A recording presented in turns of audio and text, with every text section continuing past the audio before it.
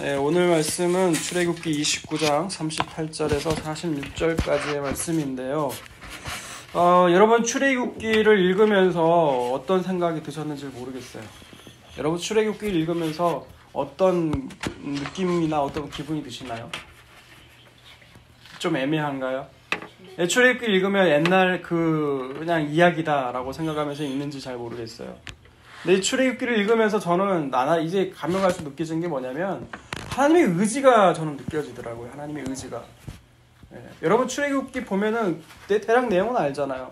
그 애굽 땅에서 노예로 고통받고 있던 이스라엘을 하나님이 10가지 재앙과 그리고 추격하던 애굽을 홍해 바다로 덮으시고 그들을 애굽에서 빼내온 그런 이야기.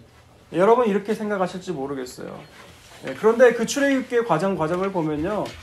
이 이스라엘 백성들은요, 애굽에서 나오고 싶어 했을까요? 애굽에서 나오기 별로 싫어했을까요? 말이 좀 이상한가요? 애굽에서 나오길 좋아했을까요? 여러분, 이스라엘이요, 그 애굽의 기간 430년이라고 친다면, 요셉이 총리를 잇고, 그 요셉을 이름을 기억하고 있던 왕이 살아있는 동안은요, 이스라엘 백성들은 평안히 그 땅에서 잘 먹고 잘 살았어요. 그런데 언제부터 이스라엘이 하나님을 처음 찾은 줄 아세요? 노예 생활이 힘들어지니까, 노예 생활이 너무너무 힘들어지니까 그때서야 하나님을 찾아요. 근데 찾는 그 기도 보셨어요? 애굽 땅에서 벗어날라는 기도를 안 해요. 내 고난이 과중하니까 이것을 경감시키는 그런 기도했지 한 번도 이 풍요로운 애굽 땅에서 벗어나기를 기도하지 않는다고요. 우리 지난주에 제가 설교한 금송아지 그 우상 사건 잠시 말씀드렸지만 여러분 금송아지 사건이 어떤 사건이에요? 애굽에서 섬기던 그 신이 금송아지예요. 그 금송아지가 상징하는 게 뭐라고요? 풍요와 다산이에요. 이들의 관심은요 여전해요. 뭐에 여전해요? 그냥 내 몸뚱아리 잘 먹고 잘 사는 거예요. 내 자식 잘 되고 이런 걸 바란 게 그 이스라엘 백성이에요. 애굽에서 나가는 거 관심 1도 없어요. 애굽이든 그리고 또 재밌는 게 뭔 줄 알아요? 이 이스라엘 백성들은요 관심이 또 어디에 있어요? 오직 하나님 말씀 언약에 관심 없어요. 뭐 관심 있어요? 적과 꿀이 흐르는 땅, 적과 꿀이 흐르는 땅, 대박 터지는 땅, 그 가나안에만 관심이 있다니까요. 종합적으로 보면은 이스라엘은 뭐에만 관심이 있어요? 내 몸뚱아리 배불려주는 삶. 이런 데 관심이 많아요. 그런데 하나님 뭐에 관심이 많아요? 우리의 생명, 정말 생명이 무엇인지, 그 가치가 무엇인지를 알기를 원하신다는 거예요. 그럼에도 불구하고 왜 이런 이스라엘 하나님이 결국 출애굽시킬까요? 성경에 다 나와 있어요. 이미 아브라함 때 하나님이 아브라함에 다 말씀하셨어요. 너희 후손들이 결국은 그 애굽에서 객생활을 할 것이다. 하지만 그 연수가 차면 내가 거기서 그 백성을 나오게 할 것이다. 이미 아브라함에게 약속하셨거든요. 근데 아브라함에게만 약속하셨어요? 그 아브라함의 언약이 이삭과 야곱에게 내려간 거예요. 그래서 하나님은 왜 출애굽시키세요? 아브라함과 이삭과 야곱에게 하셨던 그 약속 때문에. 그걸 언약이라고 그래요. 언약. 그 언약 때문에 하나님은 그 출애굽하기 싫어하는 그 이스라엘을 하나님이 강제로 나오게 하셨다는 거예요. 어떤 방법을 통해서? 10가지 재앙을 통해서. 그 백성들을 자기의 이름 때문에, 자기의 이름을 위해서 하나님은 오늘도 일하고 계신다는 거예요. 때로는 우리 삶에 의도치 않은 고난, 그냥 고난은 아니에요. 그냥 우리가 견딜 만한 고난이면 하나님 절대 안 찾아요. 찾는 마음도 없어요. 근데 내 힘으로 버겁지 않은 인생의 그 환난과 아픔들, 하나님 때로는 허락하신다는 거예요. 왜요? 그렇게 해서라도 자기의 백성들을 하나님이 구원하길 원하세요. 포기하지 않으세요. 그게 하나님의 계획과 하나님의 의지예요. 예전에 그 성경을 읽으면서 이런 면들이 잘 안 보였어요. 근데 점점점 읽으면서 보이는 건 우리가 하는 행동들 보면은 구원받을 가치가 있어요? 없어요? 없어요. 그런데 하나님의 의지예요. 하나님의 의지. 하나님이 창세전부터 그 택하신 주님의 백성들이라면 어떠한 환난과 고난을 통해서든지 반드시 하나님이 당신의 백성들을 불러 모으시는 거예요. 불러 모으시는 거예요. 그런데 오늘 말씀은요, 그 불러 모으신 그 목적이 있다는 거예요. 그 목적. 여러분 그 목적이 뭔지 아세요? 뭐예요? 네? 불러 모으신 목적이 있어요. 구원하신 목적이 있어요. 뭘까요? 어떤 사람들은요, 하나님 우리를 행복하게 하기 위해서 하나님 우리를 불러 모으신대요. 그것은 아니에요. 행복이라는 건 주관적이에요. 저마다 행복은요, 다 여기 있는 자리와 사람 물어보면 다 달라요. 행복이라는 게. 어린애들한테 물어보면 그 행복은 뭘까요? 놀이동산 가고 장난감 많이 사주고. 우리 주열이한테 물어보면 뭘까요? 브랜드 옷 사주고 아이팟, 에어팟 사주고 최신형 그 핸드폰 사주고. 애들한테 그게 행복이에요. 나이 드신 어르신들한테는 몸 건강하게 사는 거, 돈 걱정 없이 사는 거, 그게 행복 아닐까요? 그러니까 우리 하나님 불러주신 목적은 행복이라고 말할 수 없어요. 그건 너무 상대적인 거예요. 근데 오늘 본문 말씀에 하나님 우리를 부르신 목적이 나와요. 그게 오늘 본문 45절과 46절이에요. 오늘 본문 45절과 46절 읽어볼까요? 시작. 내가 이스라엘 자손 중에 거하여 그들의 하나님이 되리니 그들은 내가 그들의 하나님 여호와로서 그들 중에 거하려고 그들을 애굽 땅에서 인도하여 낸 줄을 알리라. 나는 그들의 하나님 여호와니라. 아멘. 뭐라고요? 하나님은 그들을 왜 불러주셨어요? 하나님이 이스라엘과 함께 거하기 위해서, 하나님이 이스라엘과 함께 그들 가운데 살기 위해서 하나님을 그 출애굽시켰다는 거예요. 애굽에서. 오늘 또 하나님은 우리를 세상에서 불러내신 것은 뭐예요? 하나님이 그들과 함께, 우리와 함께 살기 위해서 하나님이 우리를 부르셨다는 거예요. 여러분들 이 말씀이요, 이미 출애굽기 15장에서 이미 한 번 더 하나님 말씀하시거든요. 홍해 바다를 건넌 후에 그 다음에 뭐가 나와요? 모세의 노래가 나와요. 모세의 노래가 나오는데 출애굽기 15장은 보세요. 출애굽기 15장 13절부터 17절까지 한번 읽어볼까요? 출애굽기 15장 13절부터 17절까지 같이 읽습니다. 주의 인자하심으로 주께서 구속하신 백성을 인도하시되 주의 힘으로 그들을 주의 거룩한 처소에 들어가게 하시나이다. 여러 나라가 듣고 떨며 블레셋 주민이 두려움에 잡히며 에돔 두령들이 놀라고 모압 영웅이 떨림에 잡히며 가나안 주민이 다 낙담하나이다. 놀람과 두려움이 그들에게 임함에 주의 팔이 크므로 그들이 돌같이 침묵하여 싸우니 여호와께서 주께서 배주의 백성이 특별까지 곧 주께서 사신 백성이 통과하기까지 하였나이다. 주께서 인도하사 그들을 기업으로 삼으십니다. 여호와여 이는 주의 처소를 삼으시려고 예비하신 것이라. 주여 이것이 주의 손으로 세우신 성소로소이다. 아멘. 홍해를 건너고 모세가 감격에 겨워서 모세가 찬양을 하는 거예요. 하나님이 우리를 처소에 이끄시는데 하나님께서 인도하시는 거예요. 하나님의 그 강권하심으로 하나님이 우리를 이끄신다는 거예요. 그런데 그렇게 하신 이유가 뭐라고요? 17절에 보면 하나님이 이는 주의 처소로 삼으시려고 하신다는 거예요. 하나님이 우리와 함께 거하시려고 하나님이 이 땅 가운데 애굽을 세상으로부터 우리 이스라엘을 나오게 하셨다는 거예요. 출애굽 하나님께서 시키셨다는 거예요. 여러분 이게 무슨 의미일까요? 그전에는 하나님이 뭐예요? 그들 가운데 계시지 않았다는 거예요. 그들이 하나님의 생명에서 떠나 있었다는 거예요. 하나님의 생명에서 떠나 있으니까 어때요? 내가 살기 위해서 애쓰고 노력하고 힘들게 살아왔다는 거예요. 그런데 이제 하나님께서는 이제 그렇게 내버려 두시지 않으시겠다는 거예요. 하나님이 그들 가운데 살기 위해서 스스로 오신다는 거예요. 내려오신다는 얘기예요. 그래서 이들을 결국 출애굽을 시켜서 하나님과 함께 사는 것이 무엇인지를 그림자처럼 보여주는 것이 바로 출애굽이에요. 하나님 생명에서 떠난 사람들을 하나님의 생명 가운데 불러들여서 정말 살아간다는 것이 무엇인지를 부른 것이 바로 이 출애굽이라는 거예요. 그런데 이에 반해서 이스라엘은 어땠어요? 이스라엘은 여기에 관심이 있었어요? 없었어요? 없었어요. 이 하나님 목적 몰랐어요. 그저 젖과 꿀이 흐르는 가나안 땅만 머리에 두고 있었던 거예요. 그러니까 어때요? 그 바로 출애굽에서 가나안 땅이 나와요? 안 나와요. 물고 양식도 없고 아무것도 없어요. 광야만 나오는 거예요. 그러니까 이들 입에서 뭐만 나와요? 원망과 불평이 나올 수밖에 없는 거예요. 예수를 믿으면 잘 된다더라. 그런 말이 현혹돼서 예수 믿겠다고 나오는 사람이 있어요. 그런데 오히려 그들 가운데 정말 이런 얘기가 더 많아요. 예수 믿었더니 더 힘들어지고 더 안 된 사람들이 더 많아요. 근데 그게 오히려 하나님 난 축복한 결과라고 봐요. 정말 복이 무엇인지를 하나님이 알려주시기 위해서. 그동안 그 사람들 다 누구 거였어요?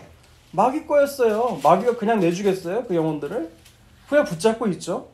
근데 그 과정 중에 일어난 거거든요, 사실. 예. 아마 출애굽기의 그 과정들이 그동안 세상 마귀에게 속했던 그 사람들을 하나님께서 이끄시는 그 과정들이 뭐예요? 고난이더라 이거예요. 그럼 고난 만나면 어때? 사람들이 입이 불평이 나오죠. 원망이 나오고 정말 하나님이 살아계시나? 여러분 그 구원의 과정들이 그런 과정들이라는 거예요. 오늘날 우리가 구원 받는 그 과정도 똑같아요. 야, 하나님 만나면 만사 오케이 될 줄 알았어요. 만사 오케이 되던가요? 안 돼요. 오히려 그거보다 덜 힘들었으면 덜 힘들었지. 예. 그런데 그 끝은 뭐예요? 결국 하나님께서 이끄신다는 거예요. 그 광야에 출애굽을 시키셔서 결국 하나님은 그 가나안 땅으로 가게 만드신다는 거예요. 결국 그 구원으로 하나님은 오늘 또 이끄신다는 거예요. 그런데 그 목적을 알지 못하면 어때요? 괴로워요, 괴로워. 하나님 우리 가운데 살려고 오신 건데 그 목적을 모르니까 자기의 편안함과 자기 몸뚱이만 이 배불리 먹이는데 관심이 있으면 그 목적 모르면 괴로워요. 힘들어요. 그 과정들이 너무 힘들다는 거예요. 그래서 하나님은요, 우리 가운데 우리와 함께 살기 위해서 이스라엘 가운데 이스라엘을 출애굽을 시켜줬다는 거예요. 그런데 문제는 뭐예요? 출애굽을 시켜놨는데 인간은 죄인이에요. 그렇죠? 그렇죠? 인간은 죄인이고 하나님은 거룩하신 분이에요. 같이 살게 되면 어떻게 될까요? 죄인인 인간은 죽어야 돼요. 죽어야 돼요. 그래서 뭐가 필요해요? 하나님과 만나는 장소인, 특별한 장소인 성막이 그래서 필요한 거예요. 그래서 제사장이 필요한 거예요. 그래서 하나님은 성막과 제사장을 누구에게 말씀해요? 모세를 통해서 말씀을 하시는 거예요. 그 성막과 제사 장치가 뭐예요? 하나님 우리와 함께 살기 위해서 하나님께서 마련한 장치라는 거예요. 그런데 이 성막에서 날마다 우리가 뭘 드리죠? 제사를 드려요. 제사. 그래서 오늘 본문 제목이요. 날마다 번제를 드린다고 해서 상번제예요. 상번제. 네. 근데 그 상번제를 만드신 이유가 뭐예요? 성막과 제사장을 만든 이유가 38절에서 43절까지 나와요. 38절에서 43절을 읽습니다. 시작. 네가 제단 위에 29장이요. 29장 본문 29장 38절에서 43절. 내가 제단 위에 드릴 것은 이러하니라. 매일 1년 된 어린 양 2마리니 한 어린 양은 아침에 드리고 한 어린 양은 저녁 때에 드릴지며 한 어린 양의 고운 밀가루 10분의 1 에바와 찌은 기름 4분의 1 한을 또 전제로 포도주 4분의 1 흰을 더할지며 한 어린 양은 저녁 때에 드리되 아침에 한 것처럼 소제와 전제를 그것과 함께 드려 향기로운 냄새가 되게 하여 여호와께 화제로 삼을지니. 네, 일단 거기까지 있죠. 네, 매일매일 드릴 게 뭐라고요? 매일매일 드릴 게 뭐라고 나와 있어요? 아침 저녁으로 양 한 마리를 번제로 드리래요. 네. 그리고 그것만 드려요? 어린 양의 고운 밀가루 10분의 1 에바와 찌은 기름 4분의 1 흰을 더해서, 그러니까 그 밀가루에 기름을 섞고요. 그 다음에 또 뭐가 있어요? 전제로 포도주의 4분의 1 흰을 더해서 날마다 그렇게 아침과 저녁을 드리래요.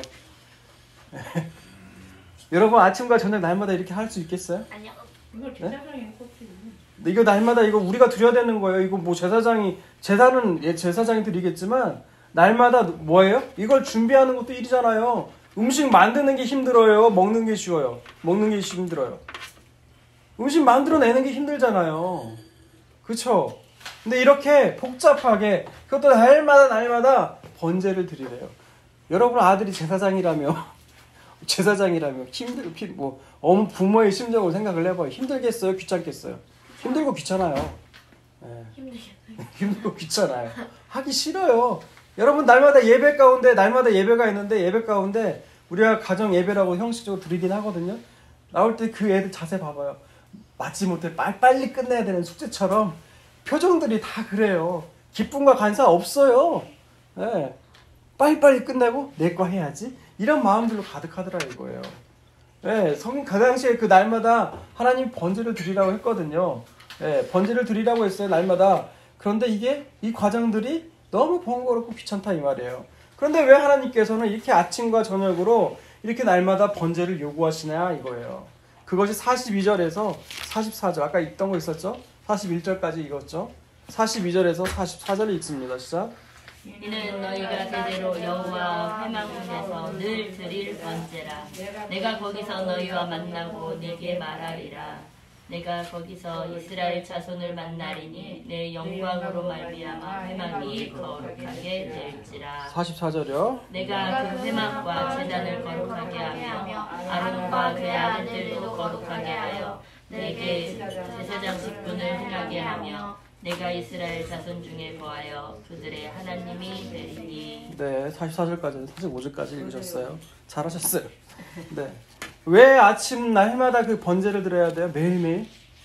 하나님 거기서 만나겠다는 거예요. 하나님 내가 그 번제 드리는 그곳에서 하나님이 너와 만나시겠다는 거예요. 예, 우리는 죄인이고요.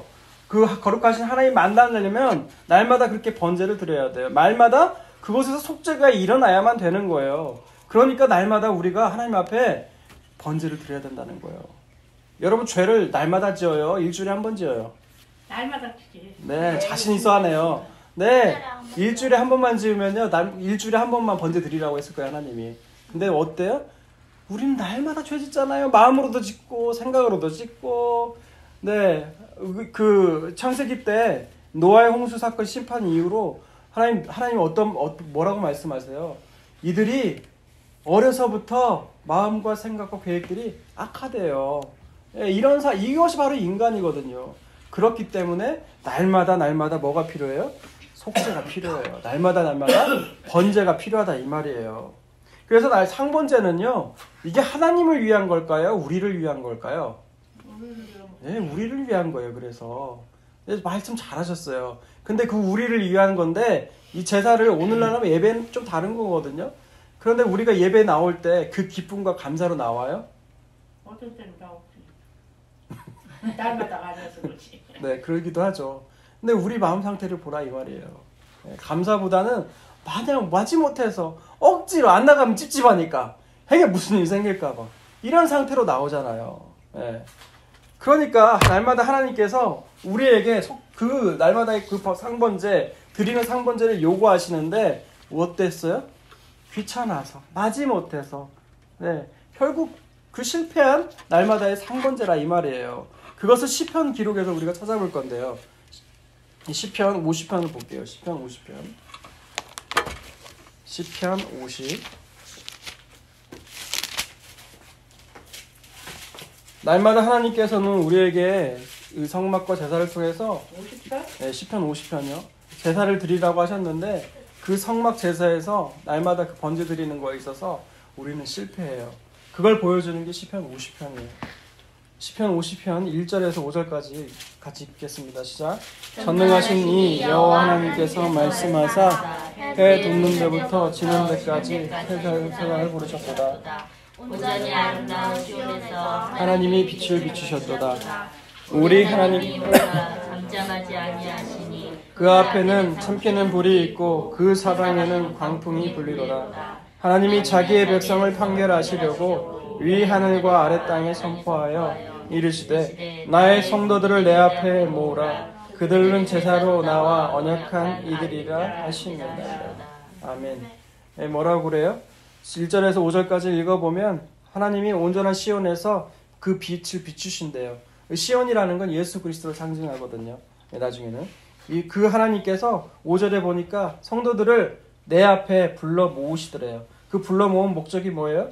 그 후반부에 보면 그들로 제사로 나와 언약한 이들이라는 거예요. 이 뭐라는 거예요? 하나님 이스라엘을 불러 모은 것은 제사로 언약을 했다는 거예요. 그래서 이들이 하나님 앞에 제사를 잘 드려야 하나님과 함께 살 수 있다는 것이에요. 그런데 6절과 7절 읽어볼까요? 6절과 7절 읽습니다. 시작. 하늘이 그들의 공의를 선포하리니 하나님이 그들의 심판장이시로다. 내 백성들아 들을지어다. 내가 말하리라. 이스라엘아 내가 내 증언하리라. 나는 곧 내 하나님이로다. 8절 읽습니다. 시작. 나는 내 재물 때문에 너를 책망하지 아니하리니 내 번제가 항상 내 앞에 있음이로다. 아멘.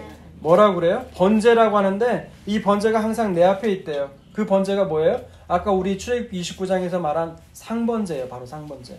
상번제가 항상 있다는 거예요. 예. 그런데 하나님은 이런 이스라엘을요, 시편 50편을 보면 이스라엘 늘 대적하고요, 이 이스라엘을 심판하세요. 아니 날마다 상번제를 드리는데 왜 하나님이 심판하시느냐? 9절과 12절, 9절에서 13절 읽어볼게요. 9절에서 13절 읽습니다. 시작. 내가 내 집에서 수소나 내 우리에서 순념소를 가져가지 아니하리니 이는 살림의 짐승들과 물산의 가축이 다 내 것이며 산의 모든 재들도 내가 아는 것이며 들의 짐승도 내 것이미로다. 내가 가령 주려도 내게 이르지 아니할 것은 세계와 거기 충만한 것이 내 것이미로다. 내가 수소의 고기를 먹으며 염소의 피를 마시겠느냐? 이게 뭐예요? 여러분 이게 무슨 말일까요? 하나님 갑자기 이런 말씀을 하세요.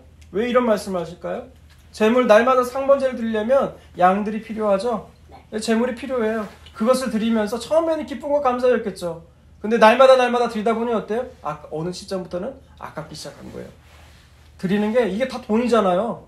오늘날은 다 돈이에요. 양 한 마리 가격이 어쩐지 모르겠지만 송아지라도 드려봐요. 얼마겠어요? 죄 때문에 이게 드리는 것이 드려야 되는 건 알지만 아까운 거예요. 이들 마음 가운데. 근데 하나님 뭐라고 말하세요? 그 양이 네 거냐? 너희가 드리는 그 물질이 너희 거냐? 이거예요. 그리고 또 두 가지 또 말씀드리는 게 뭐예요? 하나님은 말씀하시는 게, 야 내가 그거 먹으려고 나한테 달라고 했냐? 내가 그 피에 환장해가지고 내가 그 피 달라고 한 거예요? 네, 제사가 뭐예요? 우리 죄를 날마다 하나님과 살려면, 날마다 속죄가 일어나려면, 죄의 용서함을 받으려면 날마다 번제가 일어나야 되는 거예요. 날마다 속죄제 번제가 일어나야 돼요. 그런데 어느 시점부터 그 이스라엘은요, 그게 아까워요. 하나님께 드리기가 아까우니까 나중에 어떻게 돼요? 마지못해서 병든 거, 약한 거, 누가 하기 좀 꺼려하는 거, 그런 걸 드리는 거예요. 그 앞에서. 하나님 그런 말씀하시는 거예요. 이사야에서 보면 비슷한 말씀 나오죠. 너희가 드리는 그 향에 내가 너무 역겹다는 거예요. 너희가 드리는 그 향들이, 제사로 드리는 향들이. 왜 그럴까요? 이들이요, 제사를 드리면서 속죄를 했으면 어떻게 해야 돼요? 다시 그렇게 살면 안 되겠다 해야 되잖아요. 근데 이들이 어때요? 가난한 자 학대해요. 고아들, 과부들 학대해요. 오히려 그 없는 사람들 돈을 착취해요. 여러분 오늘날도 똑같은 거 아니에요? 오늘날도 똑같잖아요. 교회를 다니면서. 교회를 다니면 세상과는 달라야 될 거 아니에요. 착한 일하는 거 당연한 거예요. 그게 뭐 자랑할 거 아니에요. 남들 돕는 거 당연한 거예요. 예수 그리스도의 사랑을 안다면, 죄의 용서함을 받았다면 우리 안에 나오는 선한 일들은요 당연한 거예요. 그런데 어때요? 세상과 다를 바가 없어요. 그러니 세상이 교회를 향해서 손가락질을 해요. 여러분 이렇게 된 게 다 목회자 잘못 있어요. 근데 그 목회자 만들어낸 게 누구예요? 성도들이라고 불리는 사람들이에요. 요구가 있은 그런 목회자를 만들어내길 요구했으니까 그런 목회자가 나온 거예요. 여러분도 잘못이 있어요. 목회자는 분명하게 뭘 전달해야 돼요? 그리스도라는 복음을 전달하면 돼요. 근데 성도들이 뭘 요구해요? 그거 귀에 지겹다는 거예요. 지겹다. 안다 이거예요. 뭐 말씀 꺼내면 또 분명히 예수 그리스도 십자가와 보혈이겠지. 이렇게 듣고 판단을 해요. 근데 어때요? 그게 지겹다는 거예요. 뭘 좋아해요? 축복, 복.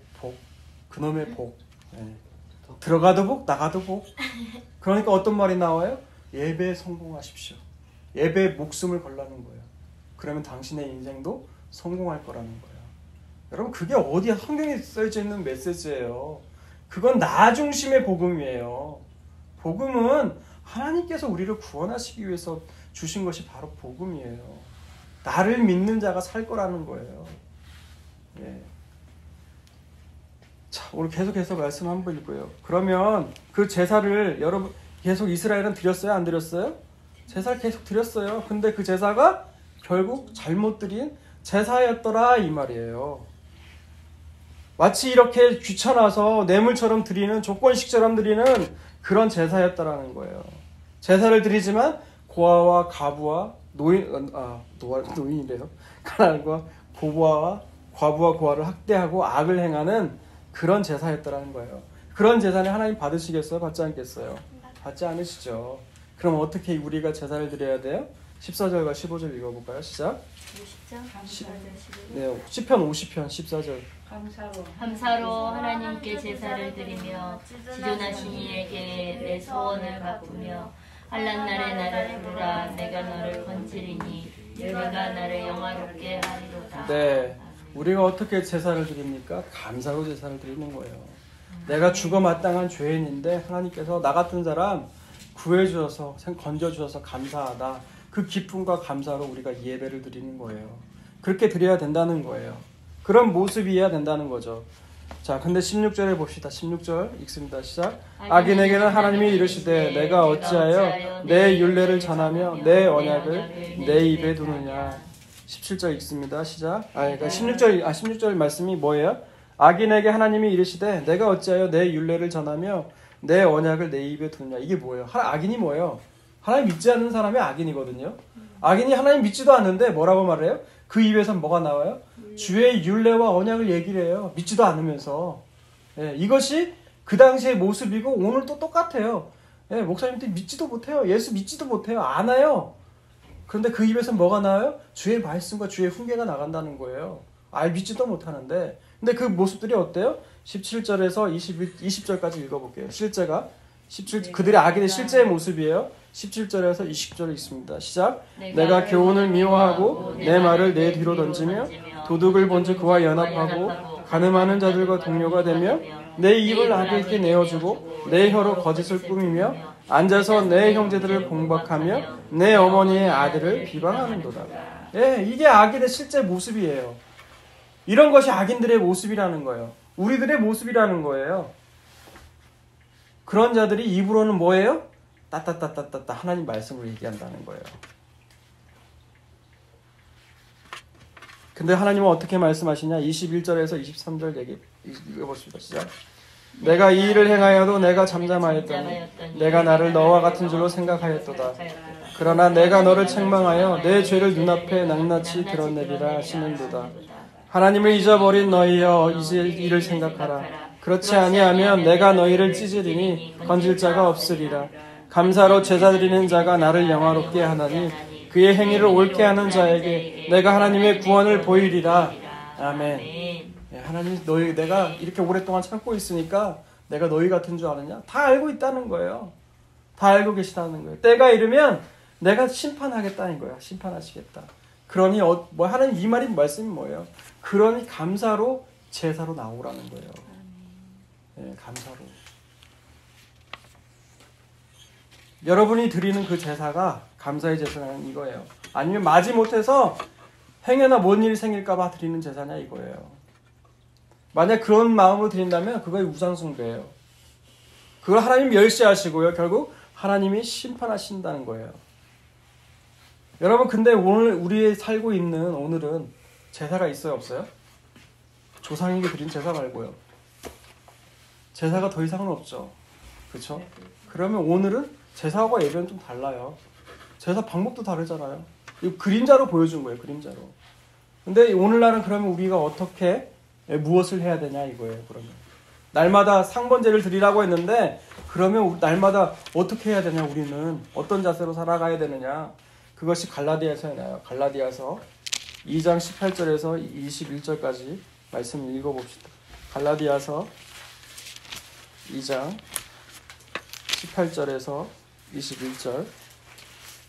만일 내가 헐었던 것을 다시 세우면 내가 나를 범법한 자로 만드는 것이라. 내가 율법으로 말미암아 율법에 대하여 죽었나니 이는 하나님에 대하여 살려 함이라. 내가 그리스도와 함께 십자가에 못 박혔나니 그런즉 이제는 내가 산 것이 아니요 오직 내 안에 그리스도께서 사시는 것이라. 이제 내가 육체 가운데 사는 것은 나를 사랑하사 나를 위하여 자기 자신을 버리신 하나님의 아들을 믿는 믿음 안에서 사는 것이라.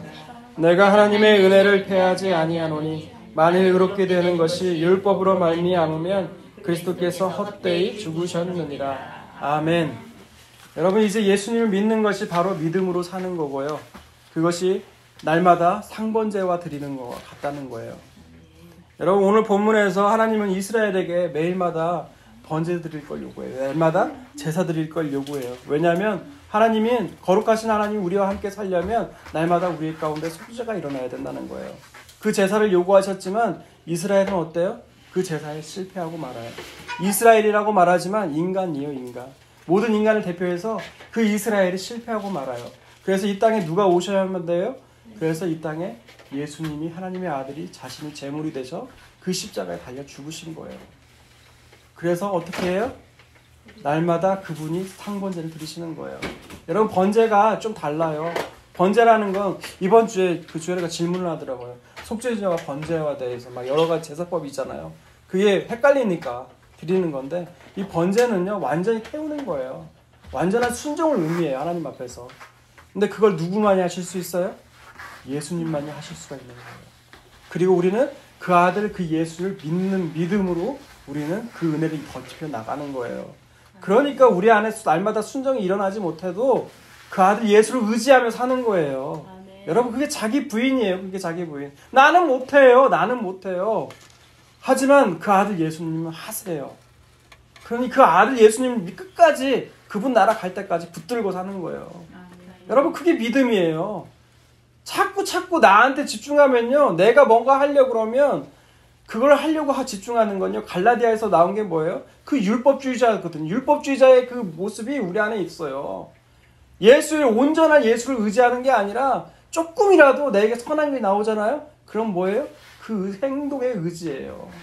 아니요. 날마다 의지할 건 누구예요? 예수님밖에 없어요. 그게 자기 부인의 길이에요. 날마다 우리에게 벗겨져야 되는 건 뭐예요? 내 죄예요. 내 죄. 내 죄가 자꾸 드러나야 돼요. 그게 복이에요. 그리고 그 예수님을 의지하는 거예요. 날마다. 하루가 아니라. 그 예수님을 믿고 살아가는, 의지하며 살아가는 우리 모두가 되시기를 주님의 이름으로 축복합니다.